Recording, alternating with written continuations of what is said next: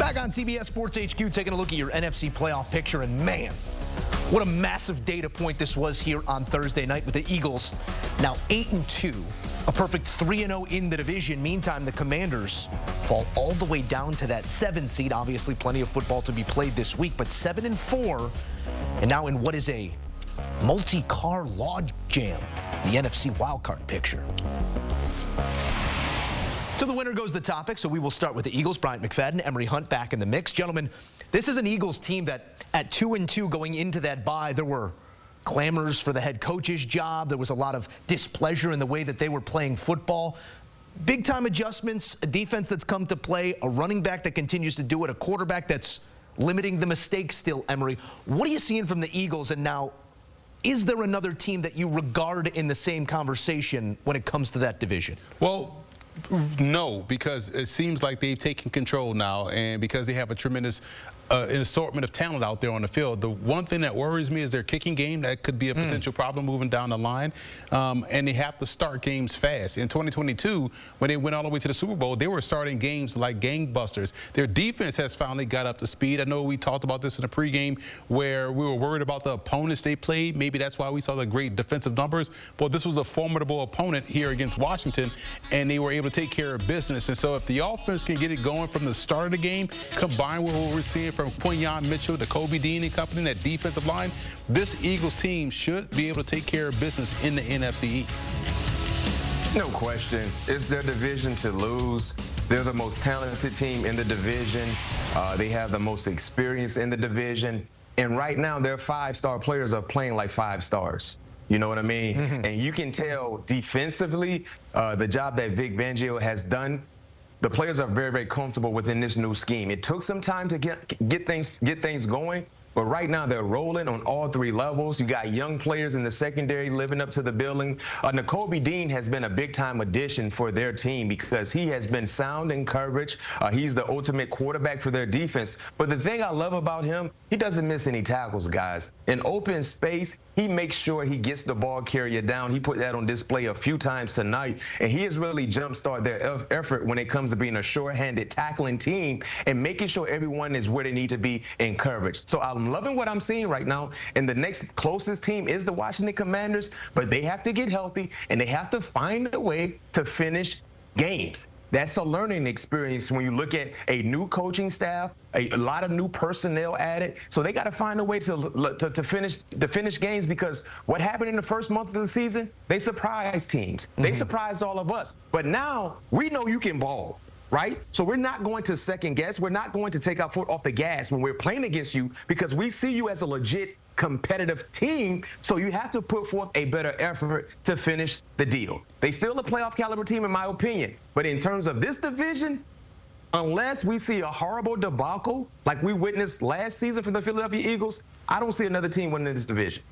Yeah, it's hard to see it after this one. They will go head-to-head one more time. As you said, if you're going to be something beyond making the playoffs as a division champion, that kick game got to be shut up. 7 points left out there on the field by the Eagles kicking game here on Thursday night. You can't be handing out touchdowns. Right.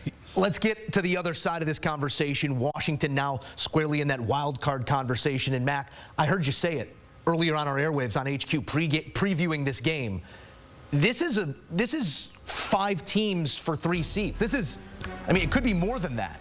You're looking at 4 teams for 3 seats, but I know you're still high on the Rams, Mac, at 4-5. You got a Seahawks team, a Buccaneers team. I think we draw the line there, and if I may, for the greater Chicagoland, you can cross off Chicago more likely than not at 4-5. The Commanders still a playoff team in the eyes of many, but not playing the football they need to be that.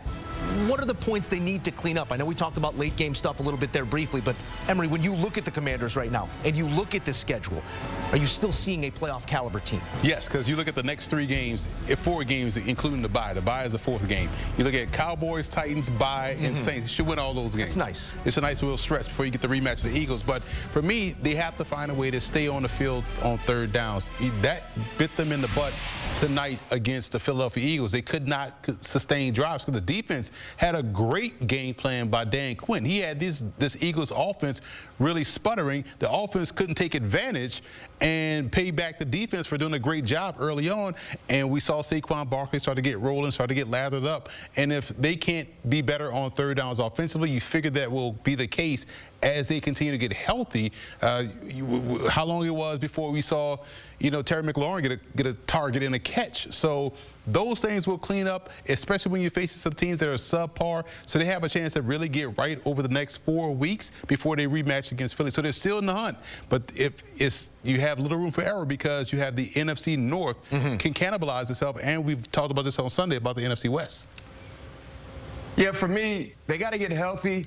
But for the Commanders, now moving forward, you have to beat the teams you're supposed to beat.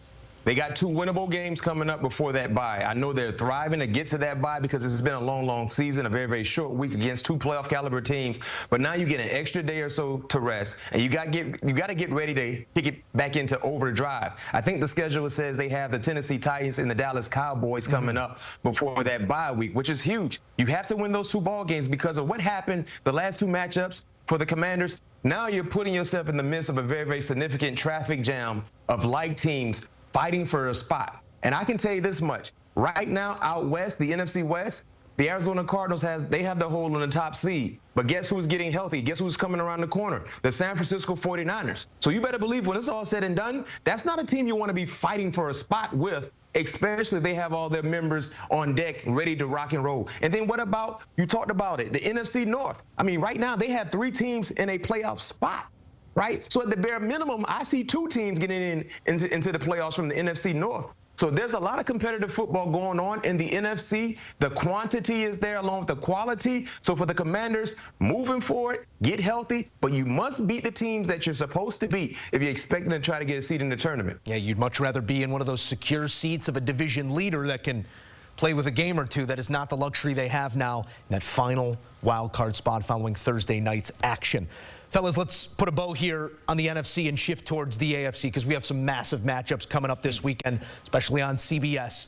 Emory, give me one that you have your eyes locked in on, something that you can't wait to find out this weekend. Bengals versus Chargers. This is a great test because you have the Chargers defense that's been playing really well versus this Bengals offense that has all of those playmakers. And we talked about who's funny money. You look at 6, you look at 7. The Chargers have been playing rather well. The Broncos are the funny money situation. That's where the Bengals have to catch.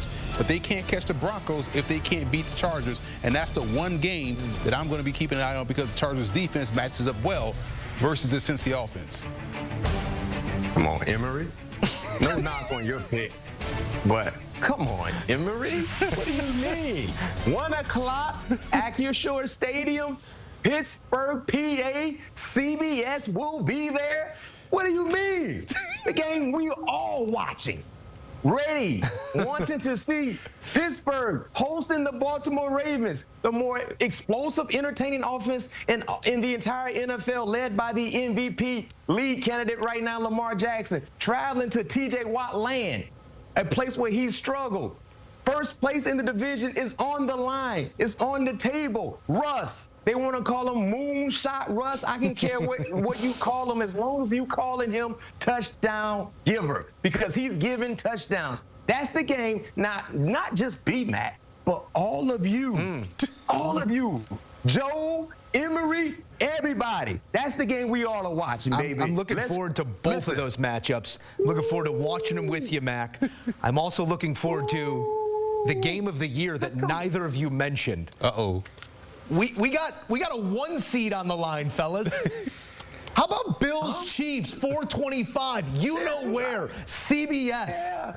It's going to be a great one as well. Tony Romo will be joining the conversation when they hit zeros. Yeah, we got a busy Sunday. I think that's the point that we got to. All sorts of playoff implications coming down the pipe as you take a look at our Sunday slate on CBS, 1 Eastern time.